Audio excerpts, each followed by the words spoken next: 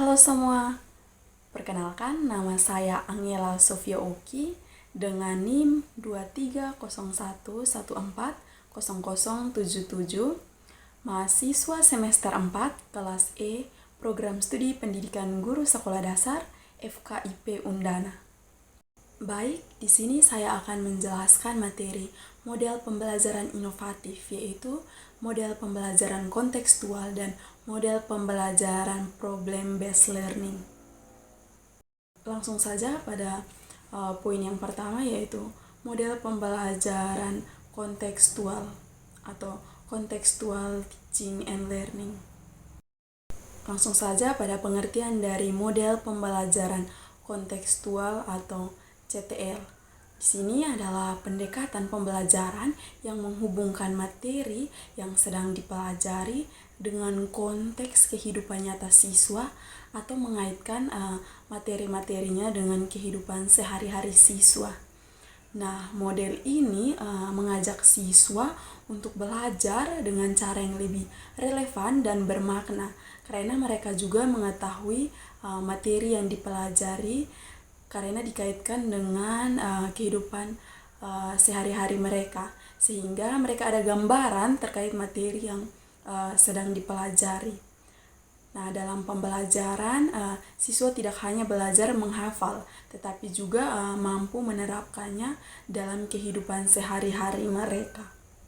Jadi jika berbicara tentang model pembelajaran kontekstual, berarti berbicara tentang pembelajaran yang mengaitkan materinya dengan konteks kehidupan sehari-hari siswa itu sendiri, sehingga mereka dapat belajar lebih bermakna dan relevan dan mampu menerapkan apa yang mereka pelajari dalam kehidupan sehari-hari mereka.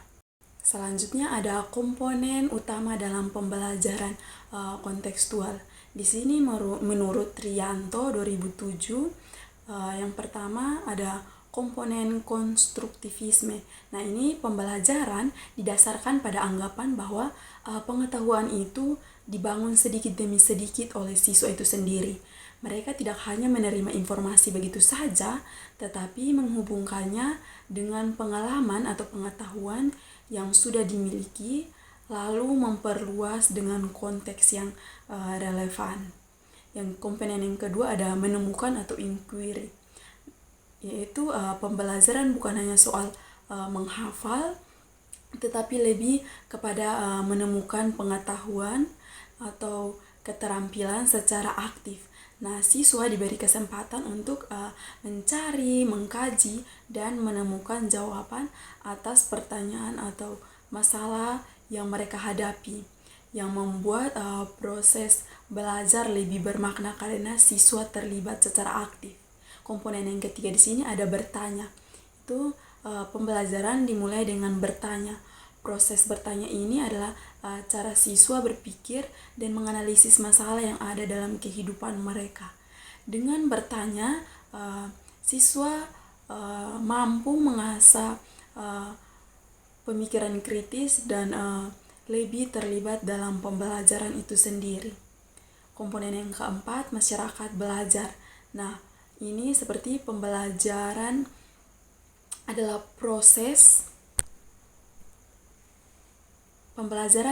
proses kerjasama antara siswa dengan sesama siswa, ataupun antara siswa dengan guru dan juga antara siswa dengan lingkungan sekitarnya. Konsep ini mendorong terciptanya atmosfer saling mendukung dalam belajar, di mana siswa bisa belajar bersama dan saling berbagi pengetahuan antara siswa satu dengan siswa yang lain. Lalu komponen yang kelima ada pemodelan. Nah, pemodelan berarti memberikan contoh atau demonstrasi tentang bagaimana sesuatu dikerjakan atau dipahami. Ini bisa dilakukan oleh pengajar, siswa yang lebih berpengalaman, atau narasumber lain. Nah, pemodelan ini bertujuan untuk membantu siswa memahami konsep atau keterampilan tertentu dengan cara yang lebih jelas lagi. Komponen yang keenam ada refleksi. Nah, jadi setelah pembelajaran, siswa diminta untuk merenungkan apa yang sudah mereka pelajari. Mereka harus mampu menilai pengetahuan atau keterampilan baru yang mereka peroleh dan mengaitkannya dengan pengetahuan dan keterampilan yang sudah dimiliki sebelumnya. Nah, ini membantu mereka untuk memahami lebih dalam dan mampu mengembangkan diri mereka. Komponen yang terakhir, penilaian yang sebenarnya. Maksudnya penilaian dilakukan secara menyeluruh.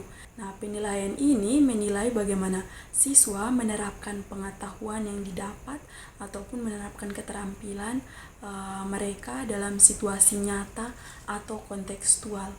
Bukan hanya mengukur hasil tes ataupun ujian. Selanjutnya masuk pada langkah-langkah model pembelajaran kontekstual. Yang pertama, mengembangkan pemikiran siswa untuk melakukan kegiatan belajar yang lebih bermakna.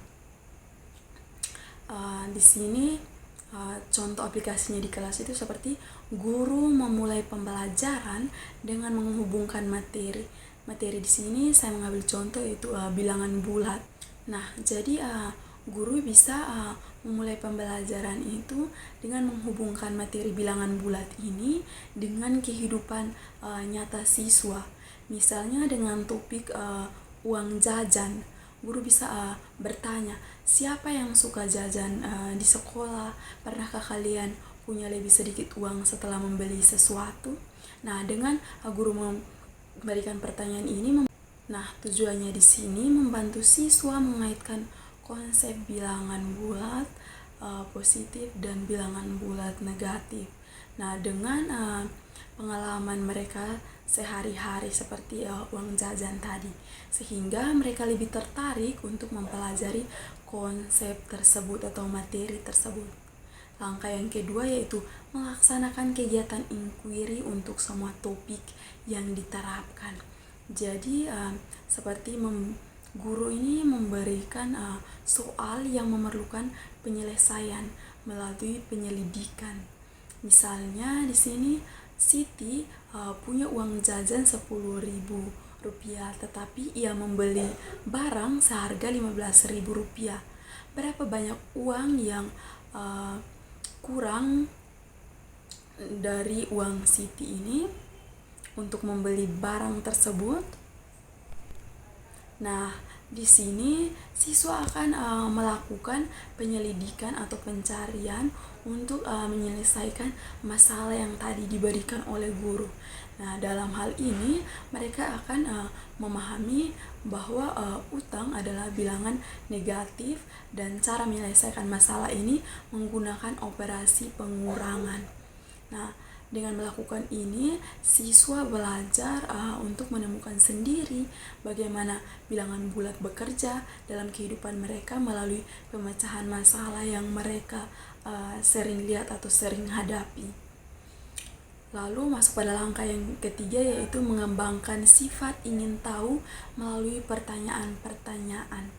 Nah, seperti guru dapat bertanya, bagaimana jika kamu punya lebih banyak uang?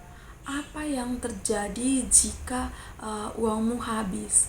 Atau bagaimana kalau kamu meminjam uang dari teman? Nah, pertanyaan-pertanyaan seperti ini akan memancing rasa ingin tahu siswa tentang penggunaan bilangan negatif dalam situasi yang lebih luas. Misalnya dalam konteks keuangan ataupun perhitungan lainnya. Nah, dengan melakukan ini bisa menumbuhkan rasa ingin tahu dan mengajak siswa untuk berpikir kritis tentang cara menggunakan bilangan positif dan bilangan negatif dalam kehidupan mereka. Lalu langkah yang keempat di sini menciptakan masyarakat belajar. Nah, ini seperti siswa ini dibagi dalam kelompok untuk berdiskusi cara menyelesaikan soal yang berkaitan dengan bilangan bulat. Nah, ini siswa dapat saling berbagi pemahaman dan strategi mereka dalam memahami bilangan bulat, memperkuat pemahaman satu sama lain melalui diskusi. Nah, tujuannya ini membantu siswa belajar kolaboratif dan memahami bilangan bulat dengan saling mengajarkan satu sama lain dalam kelompok. Lalu langkah yang kelima yaitu menghadirkan contoh pembelajaran melalui ilustrasi, model, ataupun media yang sebenarnya. Nah, ini seperti guru menggunakan gambar atau alat peraga untuk menjelaskan materi. Nah, misalnya untuk uang jajan, guru bisa menggambarkan uang jajan yang lebih banyak atau lebih sedikit untuk menunjukkan bilangan positif dan bilangan negatif. Untuk langkah mundur, guru bisa menggunakan gambar tangan ataupun garis bilangan untuk menunjukkan langkah mundur dan langkah maju. Nah, tujuannya membantu siswa melihat secara visual bagaimana bilangan positif dan negatif bekerja dalam kehidupan mereka. Nah, visualisasi ini membuat siswa lebih mudah memahami dan mengaplikasikan materi atau konsep tersebut. Masuk pada langkah yang keenam, yaitu membiasakan anak melakukan refleksi setiap kegiatan pembelajaran yang telah dilakukan. Yang berikutnya ada kelebihan dalam penerapan model pembelajaran kontekstual di kelas, yaitu yang pertama, pembelajaran menjadi lebih bermakna dan real. Nah, dalam model pembelajaran kontekstual ini, siswa diharapkan dapat menghubungkan materi pelajaran dengan kehidupan nyata, sehingga pembelajaran menjadi lebih bermakna dan mudah dipahami atau mudah diingat. Dengan cara ini, materi tidak hanya berfungsi sebagai teori, tetapi juga sebagai aplikatif dalam kehidupan sehari-hari siswa.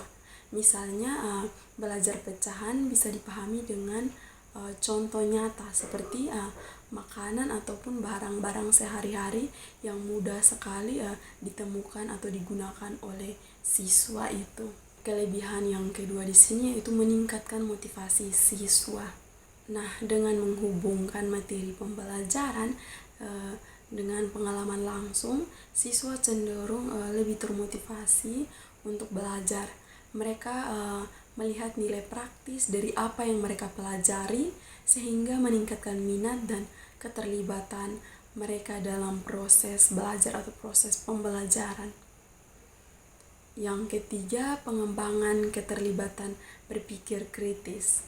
Nah, model pembelajaran kontekstual ini mendorong siswa untuk berpikir kritis dan analitis.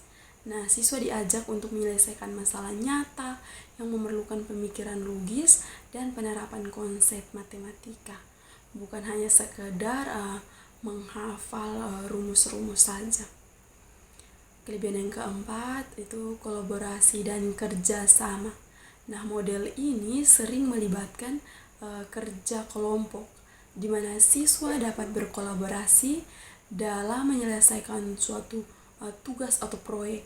Hal ini tidak hanya meningkatkan pemahaman matematika, tetapi juga keterampilan sosial mereka. Kelebihan yang kelima itu pembelajaran aktif. Nah, model pembelajaran kontekstual pada pembelajaran aktif di mana siswa terlibat secara langsung dalam proses belajar melalui diskusi, eksperimen, dan kegiatan praktis lainnya.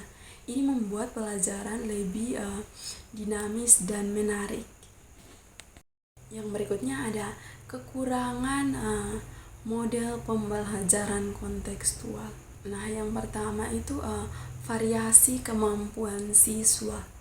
Nah, siswa dengan kemampuan berbeda mungkin kesulitan dalam menyelesaikan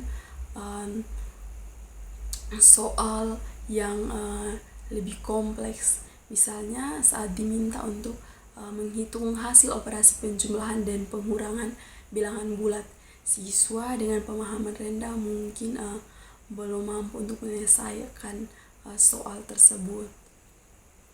Yang kedua, kekurangan yang kedua yaitu sumber daya terbatas. Nah, sumber daya seperti alat peraga ataupun media pembelajaran yang mendukung pembelajaran mungkin terbatas. Misalnya tidak memiliki alat peraga untuk mendukung materi yang sedang diajarkan. Kekurangan yang ketiga itu keterampilan guru. Guru mungkin kesulitan mengimplementasikan model pembelajaran kontekstual ini dalam mengajar, terutama dalam menciptakan kegiatan yang membuat siswa benar-benar memahami konsep bilangan negatif dan bilangan positif. Selanjutnya kita masuk pada contoh soal. Di sini contoh soal yang pertama. Contoh soal yang pertama di sini, Siti memiliki 12 buah apel yang memberikan 5 buah apel kepada temannya. Berapa banyak apel yang dimiliki Siti sekarang? Baik, selanjutnya kita akan menyelesaikan soal ini. Di sini diketahui dari soal ini, yang pertama itu Siti memiliki 12 buah apel.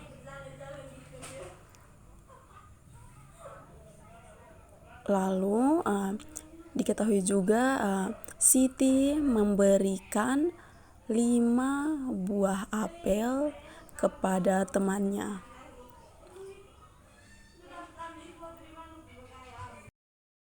Selanjutnya ditanya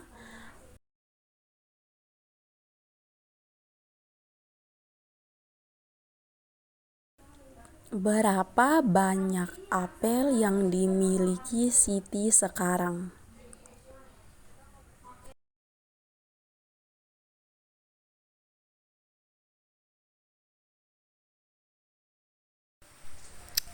Dijawab untuk mengetahui sisa apel yang dimiliki Siti, kita dapat mengurangi jumlah apel yang diberikan dengan jumlah apel yang awalnya dimiliki Siti.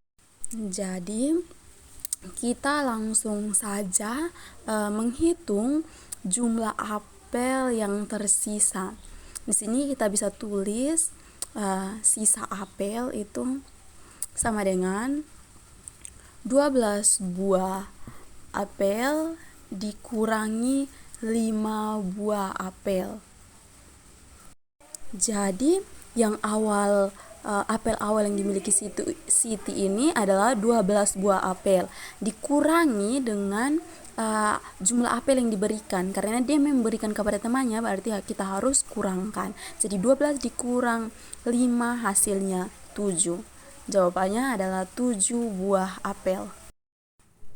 Jadi jumlah apel yang dimiliki Siti sekarang adalah 7 buah apel.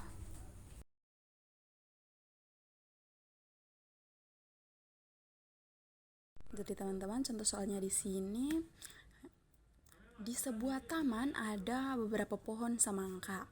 Setiap pohon semangka memiliki 3 buah semangka.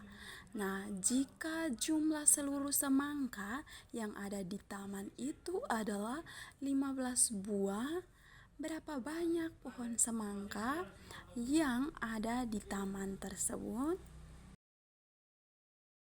Selanjutnya masuk pada penyelesaian soal. Yang pertama diketahui. Apa yang kita ketahui dari soal? Nah, yang kita ketahui dari soal ini yang pertama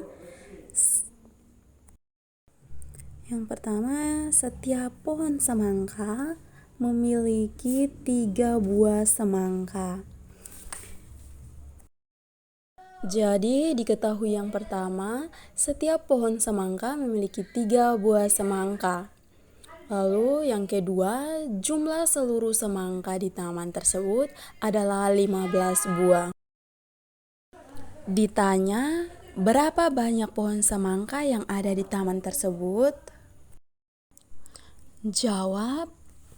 Nah, untuk mencari jumlah pohon semangka, kita bisa misalkan jumlah pohon semangka di taman itu dengan X, atau kita lambangkan pohon semangka di taman itu dengan X. Lalu setiap pohon semangka memiliki 3 buah. Jadi satu pohon semangka itu memiliki 3 buah.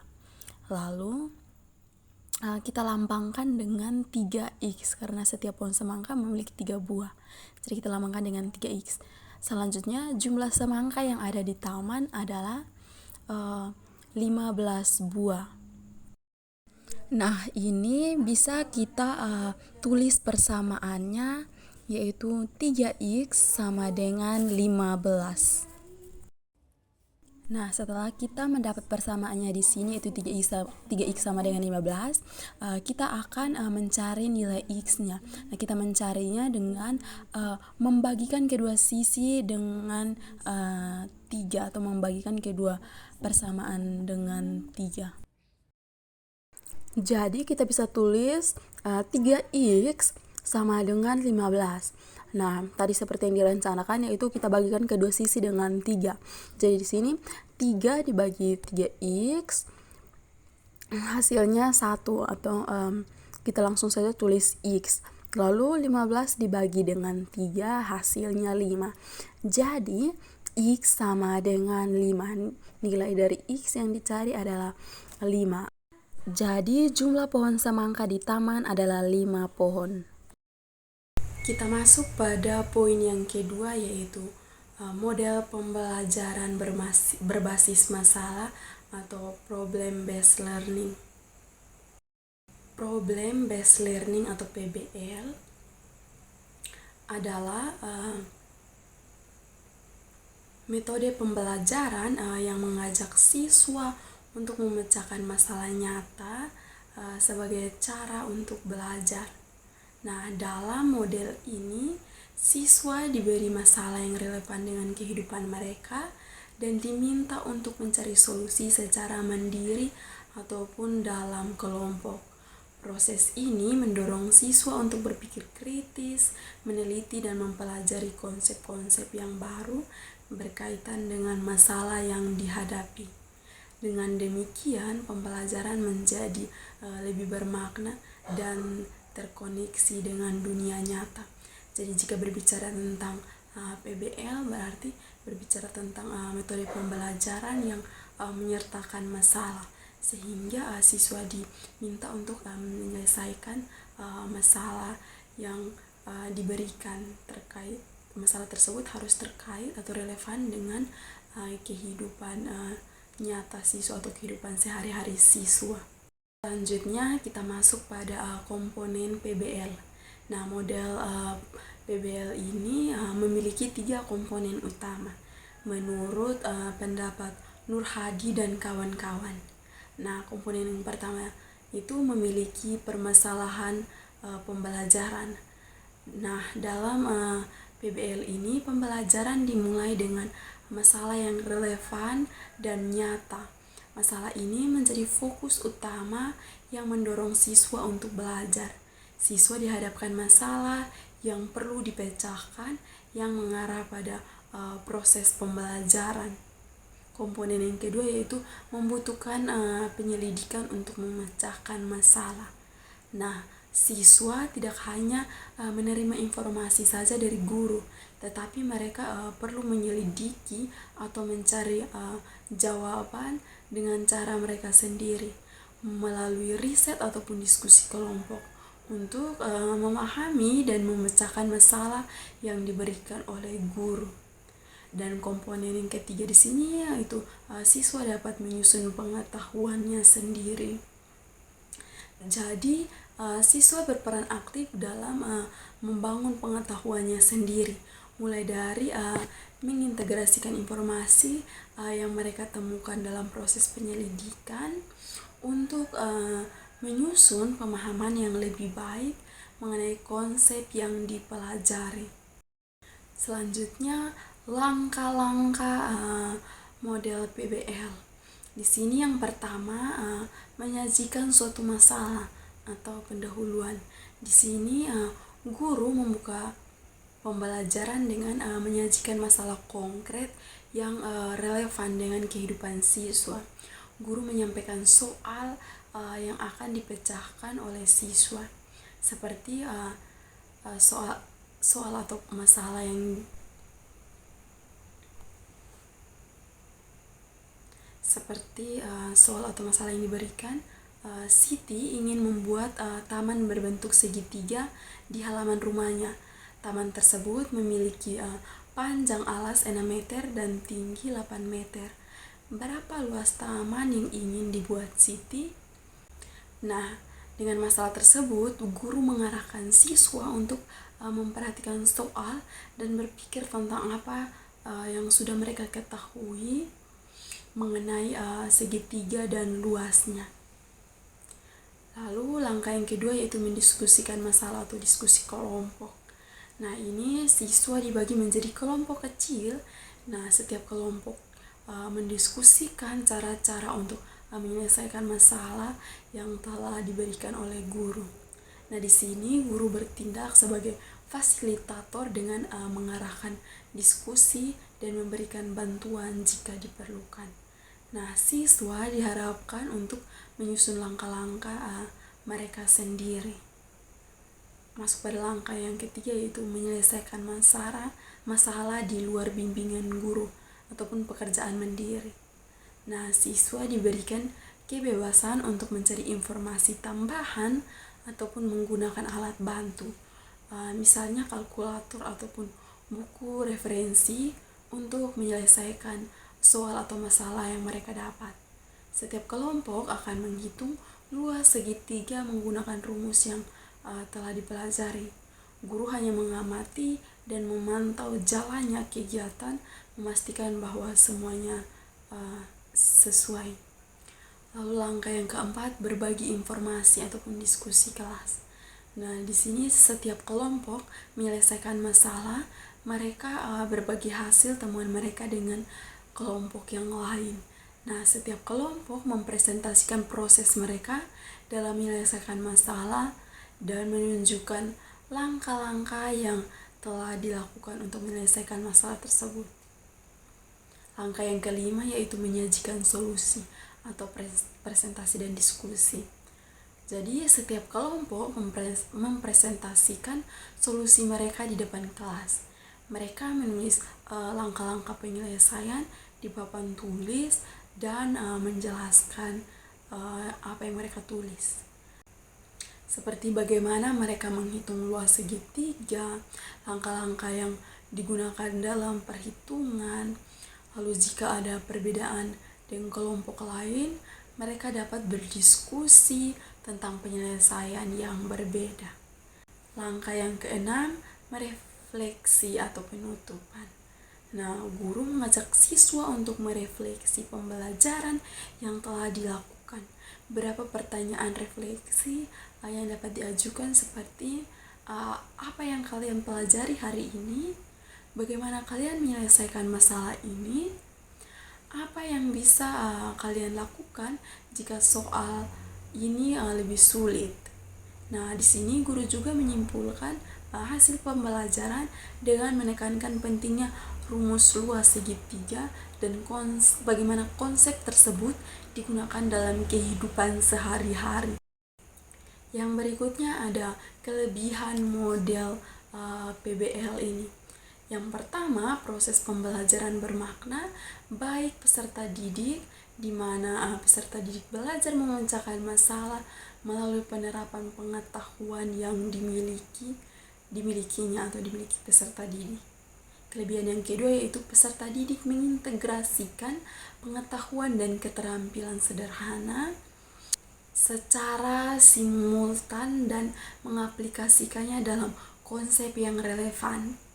Yang ketiga, meningkatkan kemampuan berpikir kritis, menumbuhkan inisiatif peserta didik dalam bekerja, motivasi internal untuk belajar, dan dapat mengembangkan hubungan interpersonal dalam bekerja kelompok.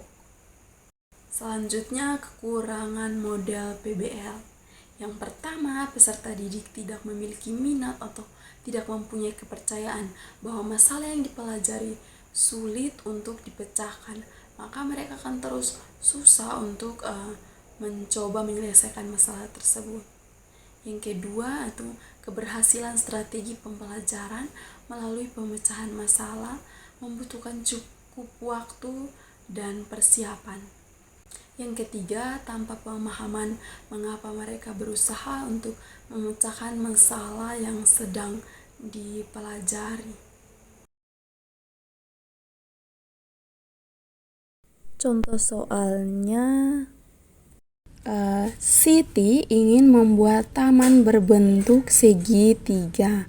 Nah, di halaman rumahnya, taman tersebut memiliki panjang alas 6 meter dan tinggi 8 meter. Nah, di sini berapa luas taman yang ingin dibuat oleh Siti? Kita masuk pada penyelesaian. Jadi di sini kita ketahui bahwa tamannya berbentuk segitiga. Siti ingin membentuk taman berbentuk segitiga. Nah, panjang alas taman tersebut adalah 6 meter dan tinggi taman tersebut adalah 8 meter.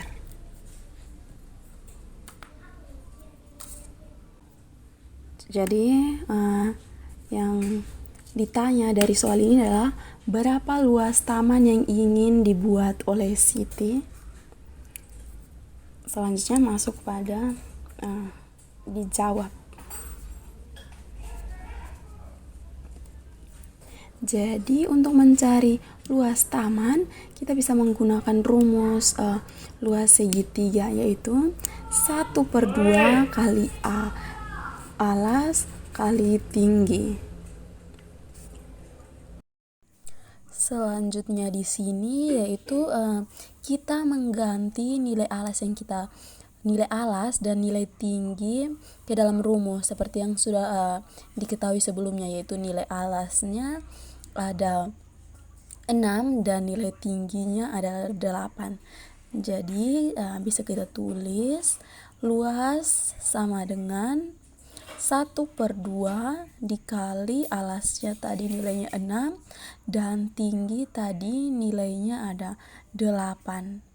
Jadi kita tulis luas sama dengan 1/2 kali 6 kali dengan 8. Lalu luas sama dengan 1/2 dikali 6 kali 8, hasilnya 48. Jadi luas sama dengan 1/2 dikali dengan 48, hasilnya adalah 24 meter atau 24 meter persegi. Jadi luas taman yang ingin dibuat oleh Siti adalah 24 meter persegi. Jadi kesimpulan yang bisa diambil dari materi ini adalah yang pertama, model pembelajaran kontekstual atau contextual teaching and learning adalah pendekatan pembelajaran yang mengaitkan materi pelajaran dengan konteks kehidupan nyata. Dalam model ini, siswa tidak hanya belajar secara teoritis, tetapi juga belajar dengan cara yang dapat ditetapkan dalam kehidupan sehari-hari. Nah, dalam pembelajaran matematika, model CTL ini mendorong siswa untuk memahami konsep-konsep matematika melalui konteks dunia nyata. Lalu pada model yang kedua yaitu model pembelajaran problem based learning atau PBL adalah metode pembelajaran yang mengajak siswa untuk memecahkan masalah nyata sebagai cara untuk belajar. Nah, dalam model ini siswa diberi masalah yang relevan dengan kehidupan mereka dan diminta untuk mencari solusi secara mandiri atau dalam kelompok. Jadi kedua model ini yaitu model CTL dan model PBL dapat diterapkan dalam pembelajaran matematika untuk menciptakan pembelajaran yang lebih kontekstual, relevan, dan aktif. Kedua model ini membantu siswa untuk tidak hanya memahami konsep-konsep matematika, tetapi juga untuk melihat bagaimana matematika diterapkan dalam kehidupan nyata atau kehidupan sehari-hari.